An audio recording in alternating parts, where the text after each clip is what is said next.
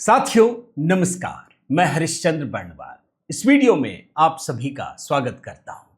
दोस्तों, आखिरकार अभिजीत दीपके ने बहुत बड़ी गलती कर दी और ये गलती ऐसी है दोस्तों कि इसके बाद कॉकरोच जनता पार्टी आखिरी सांसें गिन रही है। ये खबर क्यों बड़ी है दोस्तों, इस बात को समझिए। कहीं आपको main stream media, social media में नहीं दिखेगा, लेकिन आज मैं आपको दिखाता हूं। कई सारे विंडो भी दिखाऊंगा दोस्तों। ये जो कॉकरोच जनता पार्टी के लोग हैं ना, ये बड़े तेवर में हैं, लोगों को आईना दिखा रहे हैं। ये हेडमास्टर बन गए। ये बच्चे बन के आए थे ना कि देखो ये गड़बड़ी है, ठीक करो जी। ये हेडमास्टर बन गए और सारे स्कूलों में घूम घूम करके एकदम देख रहे हैं, सबको हड़का रहे हैं। बहुत सारे लोगों का गुस्सा भी मैं देख रहा हूं। लेकिन कहते हैं ना, दिया बुझने से पहले फड़फड़ाता है। आपने सुना होगा, ये फड़फड़ा रहे हैं, ये आखिरी सांस गिन रहे हैं। ये सीजेपी आखिरी सांस गिन रही है।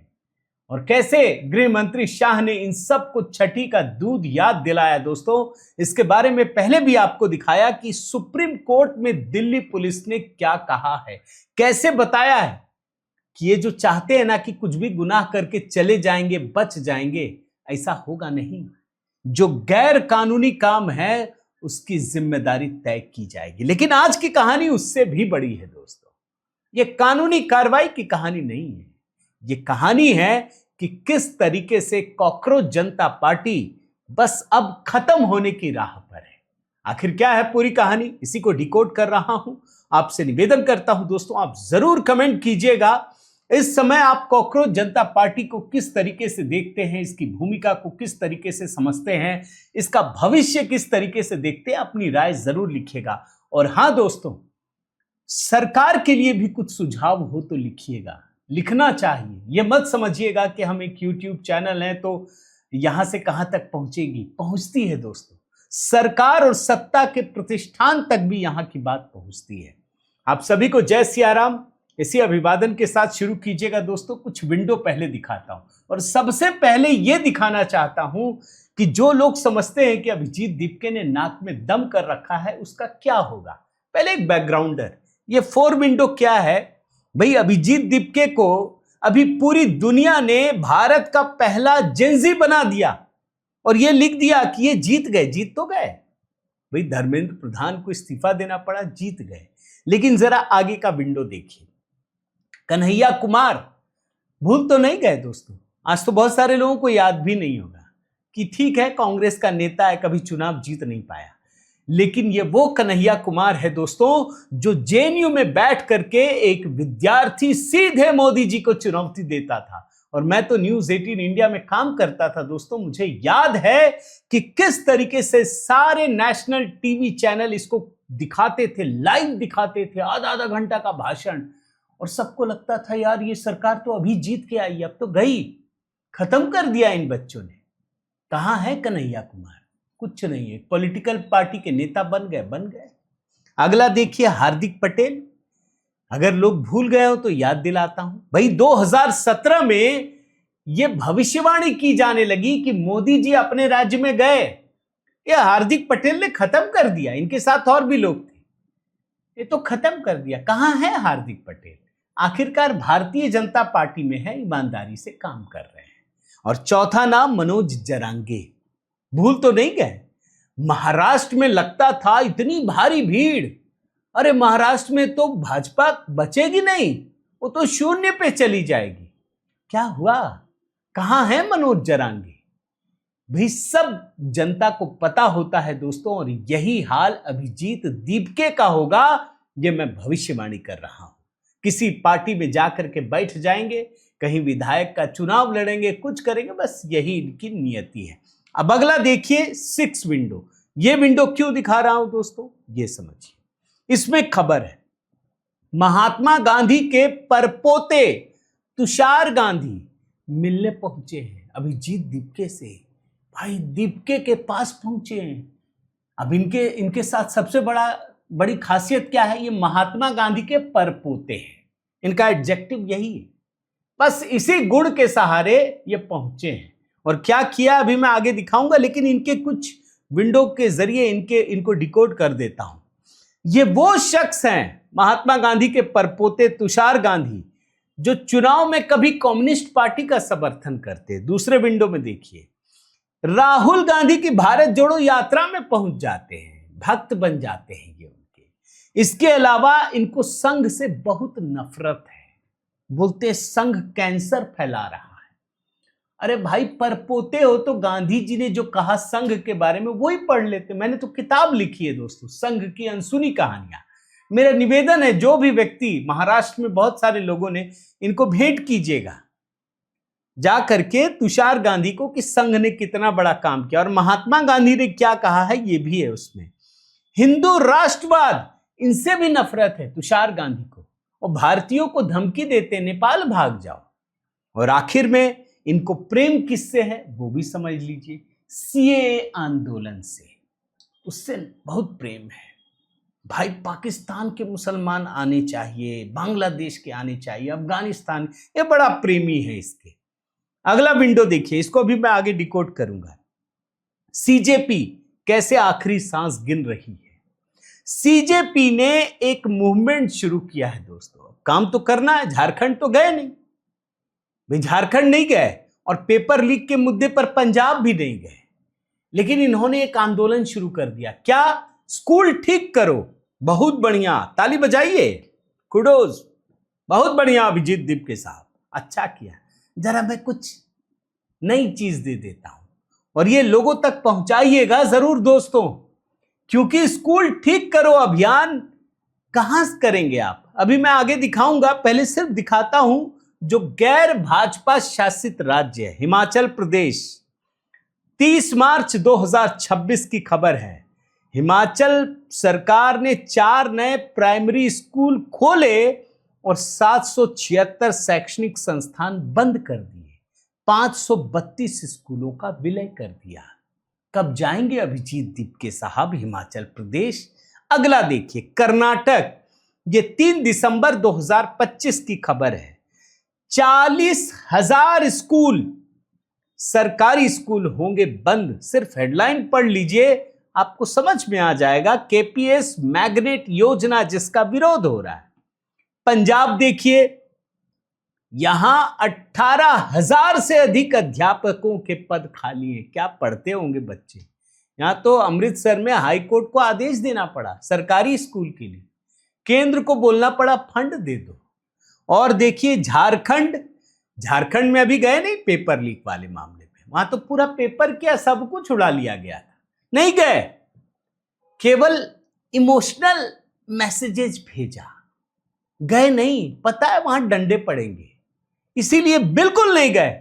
और ये झारखंड की स्थिति ये है दोस्तों कि यहां 400 बच्चों पर 2 शिक्षक हैं, ये भी रिपोर्ट है। तमिलनाडु चले आइए, यहां 12 जिलों से कोर्ट ने कहा है कि आप अपनी रिपोर्ट इंफ्रास्ट्रक्चर को लेकर फाइल कीजिए। 17 जुलाई 2026 की खबर है।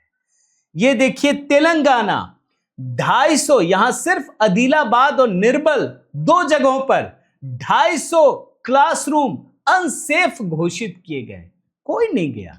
केरल चले आइए, 600 गवर्नमेंट स्कूल बिल्डिंग्स इन केरला अनफिट, कोई नहीं गया।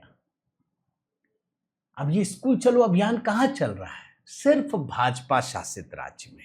अभी सारे लाव लश्कर के साथ पूरा तबेला उठा के यूपी आएंगे, देख लीजिएगा। अभी भविष्यवाणी कर रहा हूं, ये लोगों को समझ में आता है। जरा खबर से ही शुरू करता हूं दोस्तों। पहली खबर ये देखिए, कॉकरोच के समर्थन में आए महात्मा गांधी के पड़पोते अभिजीत दीपके से मिले। सरकार की पूरी नजर है दोस्तों, इस बात को याद रखिएगा। ये जो महात्मा गांधी के परपोते हैं तुषार गांधी, ये अभिजीत दीपके से मिलने उनके घर महाराष्ट्र के छत्रपति संभाजी नगर स्थित उनके आवास में पहुंचे और तुषार गांधी ने कहा कि वो मिलकर बधाई देना चाहते हैं। इस दौरान उनके साथ एक कोई फिरोज मीठी बोर वाला भी मौजूद था। अच्छा, मजे की बात क्या है दोस्तों, भाई महात्मा गांधी के समय में आपने देखा है ना कि महात्मा गांधी ने क्या किया था कि सारे लोगों ने मिलकर के पटेल को प्रधानमंत्री बनाने का प्रस्ताव भेजा था। आप जानते हैं दोस्तों, पूरा देश जानता है महात्मा गांधी ने पलट दिया कि नहीं, नेहरू बनेंगे। नेहरू बन गए, पटेल पीछे हट गए। अब इनके प्रपौत्र जो हैं वो सर्टिफिकेट बांट रहे हैं। कैसे, जरा हेडलाइन पढ़िए। सीजेपी की देशभक्ति का सबसे बड़ा सबूत महात्मा गांधी का परिवार हमारे साथ।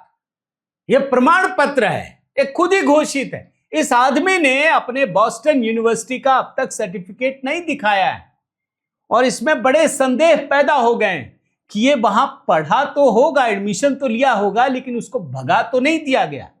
इसने पढ़ाई पूरी नहीं की, इसने सर्टिफिकेट नहीं दिखाया। आज अभिजीत दीपके कह रहा है कि चूंकि महात्मा गांधी के परपोते आ गए तो हमको सबसे बड़ा सर्टिफिकेट मिल गया है, क्योंकि वो सबसे बड़े सबूत हैं कि हम शांति प्रिय, अहिंसक और देशभक्त हैं। मुझ पर जिन लोगों ने आरोप लगाए थे उन्हें आज जवाब मिल गया होगा। जरा ट्वीट दिखाता हूं, देखिए। It was a great honour to host Mahatma Gandhi's great grandson Tushar Gandhi sir at my house. Thank you sir for your words of encouragement. Cockroaches will always walk on the path shown by Bapu.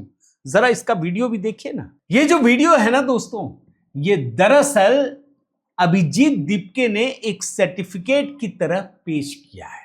और तुषार गांधी भी चाहते कि भाई दुनिया जानेगी ना हम कौन हैं, हम परपोते हैं, यही दिखा रहे हैं। उसके बाद इन्होंने एक ट्वीट भी किया है तुषार गांधी ने। जरा मैं वो हिस्सा दिखाता हूं, देखिए क्या लिखा है। Made a new friend today, Abhijit दीपके, cockroach parent, respect and admiration were mutual. My god, गजब है। अब इसको देख करके, अच्छा और आपको बड़ी बात बताता हूं दोस्तों, दीपके को देख करके तुषार गांधी को महात्मा गांधी की याद आ गई। गजब है। कई लोग केजरीवाल में महात्मा गांधी ढूंढ रहे थे, आपने देखा होगा दोस्त, बहुत सारे लोग केजरीवाल को देख के महात्मा गांधी की याद आ गई। इनको अभिजीत दीपके को देख करके महात्मा गांधी की याद आ गई। अब इससे बड़ा फ्रॉड क्या हो सकता है। क्या कहा है तुषार गांधी ने? कहा कि इस आंदोलन को देख करके उन्हें महात्मा गांधी के सत्याग्रह की याद आ गई। तुषार गांधी ने कहा कि महात्मा गांधी को लंबे समय से तस्वीरों, स्मारकों और प्रतीकों तक सीमित कर दिया गया है। उनके मुताबिक गांधी को सिर्फ याद करना काफी नहीं है, बल्कि उनके विचारों को समझना और उन्हें अपने जीवन में उतारना ज्यादा जरूरी है। अच्छा, तुषार गांधी के बारे में बताता हूं दोस्त। यह व्यक्ति शुरू से ही इस आंदोलन को समर्थन दे रहा था, क्योंकि जो मोदी के विरोध में, उसके साथ ये तुषार गांधी खड़ा है। यह बात आप पहले समझ लीजिए। जो भी मोदी विरोध में है, और बाकायदा उस समय ट्वीट भी किया था इसने। इसकी बेटी, कस्तूरी, दामाद, ये सब गए थे। देखिए इनका ट्वीट भी देखिए क्या लिखा है। There is a revolution taking birth at Jantar Mantar it now. ये है दोस्तों 20 जुलाई का, यानी ये खुल करके मोदी के साथ, मोदी के विरोध में खड़े। जहां भी मोदी कुछ भी कर ले, इनको पसंद नहीं आएगा। अब इनकी मानसिकता क्या है, सिर्फ वो समझाना चाहता हूं। भाई मैंने दिखाया दोस्तों, सेकुलरिज्म का कीड़ा, तुष्टीकरण के लिए ये किसी भी हद तक जा सकते, और इसीलिए इनका एक उदाहरण पहले दिखाता हूं, फिर महिलाओं पर इनके विचार भी रख दूंगा। सीएए, एनआरसी, एनपीआर, इनको लेकर के सबसे ज्यादा दुखी यही व्यक्ति थे। इतने अंदर से दुखी थे। बोल रहे आज भारत मां को मार रहे 3 गोलियां। मैं जरा आपको इनका एक बाइट सुनाता हूं, जिसमें ये कहते हैं कि ये सरकार डिक्टेटर है, फासिस्ट है, इन लोगों ने शाहीन बाग में ये कर दिया। जरा वो हिस्सा सुन लीजिए। Understand that the present government has its roots in a fascist ideology. They do not believe in democratic principles. They do not respect democratic institutions. They have trampled everything. We have seen that in the NRC CAA movement, the way they sent goons to attack Shaheen Bagh. देखा आपने दोस्त। अब कोई इनसे सवाल पूछे, क्यों तुषार गांधी जी, ये जो भ्रमित किया गया पूरे देश को, जिसमें आप भी शामिल थे, इस सीएए के लागू होने से क्या हो गया? जरा इसका जवाब देंगे। किस मुसलमान की नागरिकता चली गई? किस भारतीय मुस्लिम को बाहर भगा दिया गया? कोई जवाब नहीं। ये लोग भ्रम फैलाने वाले लोग, और इनके बारे में, तुषार गांधी के बारे में जरा आपको और दिखाता हूं। अंतरराष्ट्रीय महिला दिवस पर जानते हैं क्या ट्वीट किया है? Happy women's day. पुरुषों को छूने की इजाजत होनी चाहिए ताकि वे खुशी का एहसास कर सके। ये महिलाओं के प्रति इनकी घिनौनी सोच। तजिंदर बग्गा ने एक ट्वीट किया, उसी के आधार पर मैं पढ़ देता हूं कि महिलाओं के प्रति इनका कितना अपमानजनक ये बात लिखते हैं। देख रहे हैं? पहला देखिए, ये हैप्पी विमेंस डे है, इसलिए मैन को अलाउ होना चाहिए कि वो उसको छू कर सके और हैप्पीनेस महसूस कर सके। फिर देखिए, I promise not to molest women because of what they wear.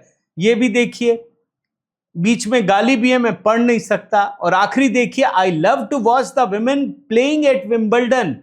The trouble is, मैं विंबलडन में महिलाओं को खेलते देखना प्यार करता हूं, पसंद करता हूं, लेकिन मुश्किल यह है कि मैं गलत बॉल देखता हूं।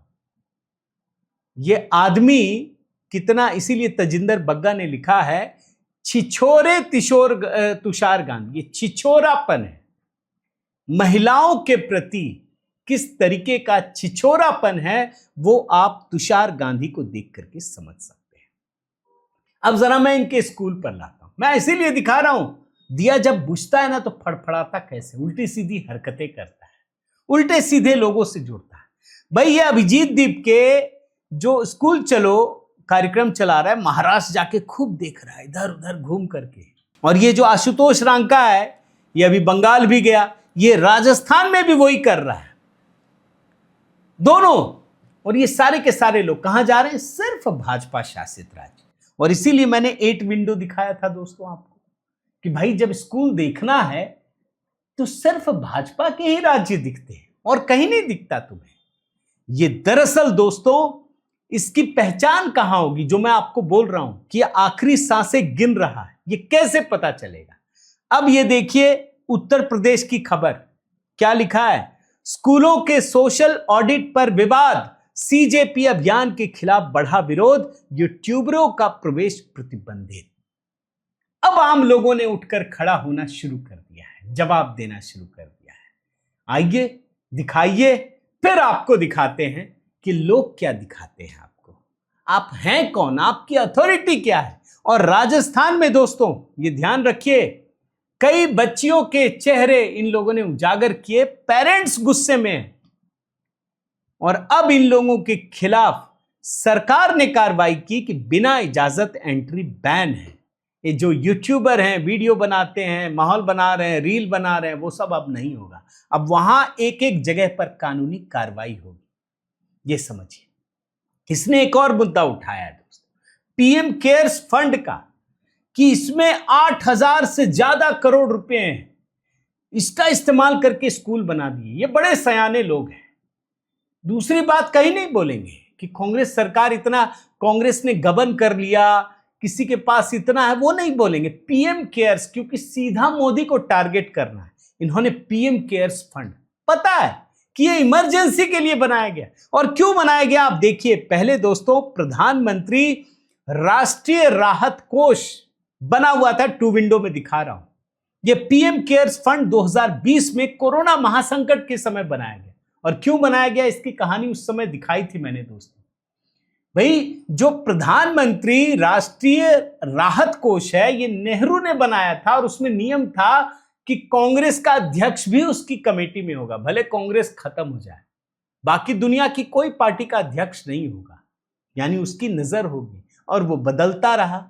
लेकिन पीएम केयर्स फंड में दोस्तों सिर्फ सरकारी पदाधिकारी होते हैं, जिसमें प्रधानमंत्री, रक्षा मंत्री, गृह मंत्री, वित्त मंत्री, आज भाजपा के हैं, कल अगर कांग्रेस के होंगे तो उनके अधीन आ जाएगा। इसका पैसा मांग रहे हैं। सोचिए, भड़काने का तरीका समझिए कि ये किस तरीके से लोगों को भड़काना चाहते हैं।